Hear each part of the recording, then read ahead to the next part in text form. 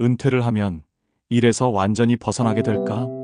많은 사람들이 그렇게 생각합니다.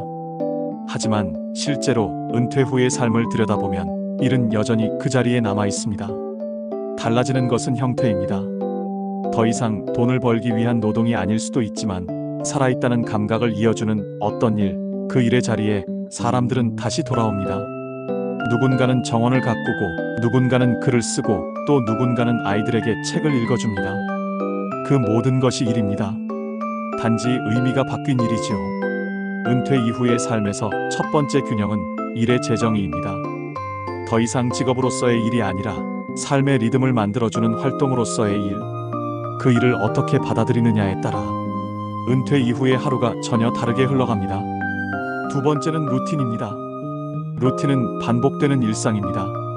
하지만 그 반복이 의무가 아닌 질서로 느껴질 때 삶은 다시 안정감을 되찾습니다. 아침에 일어나 차를 끓이고 창문을 열고 산책을 나가고 책을 읽는 시간과 점심을 준비하는 시간이 이어질 때 우리는 하루를 정말 살고 있다는 느낌을 받습니다. 루틴은 시간을 쌓는 기술입니다.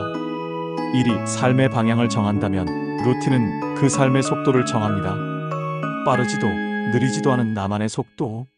그 속도 위에서 은퇴의 하루가 완성됩니다. 마지막으로 필요한 것은 리추얼입니다. 리추얼은 단순한 습관이 아니라 삶을 의식으로 바꾸는 힘입니다.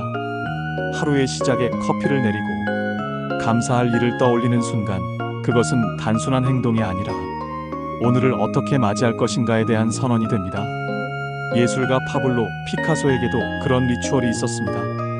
그는 일주일에 한 번 초대의 날을 정해 지인들을 작업실로 불렀습니다.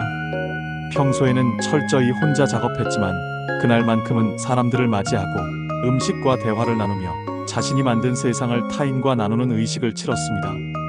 그에게 초대의 날은 단순한 사교가 아니라 자신의 세계를 다시 확인하는 일종의 리추얼이었습니다. 우리에게도 그런 하루의 초대의 날이 필요합니다.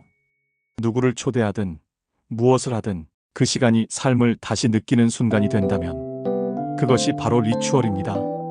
은퇴 후의 삶은 결국 일과 루틴, 그리고 리추얼, 이 세 가지의 삼박자가 만들어내는 리듬 위에 서 있습니다. 일이 방향을 주고 루틴이 질서를 만들며 리추얼이 그 질서에 의미를 불어넣습니다. 세 가지 중 어느 하나라도 무너지면 삶의 리듬이 흐트러집니다. 일이 없으면 루틴이 흩어지고 루틴이 없으면 리추얼은 지속되지 못합니다. 리추얼이 사라지면 일과 루틴은 기계적 반복이 됩니다. 물론 우리는 알고 있습니다. 은퇴라는 단어 뒤에는 언제나 재정의 불안이 따라옵니다. 얼마나 더 벌어야 하는지, 얼마나 버틸 수 있을지 그 계산이 머릿속을 떠나지 않습니다. 그럼에도 불구하고 우리가 놓치지 말아야 할 것이 있습니다. 삶의 리듬은 스스로 만들어가는 힘이라는 점입니다. 루틴과 리추얼은 단지 취미나 습관이 아니라 불안한 시대를 견디게 하는 구조입니다. 경제적 조건보다도 일상의 질서가 은퇴 이후 삶의 품격을 결정할지도 모릅니다. 오늘도 당신의 하루에 작은 루틴 하나, 의미 있는 리추얼 하나를 더해보세요. 그것이 불안한 현실 속에서도 조금씩 균형을 회복하는 길이 될 것입니다.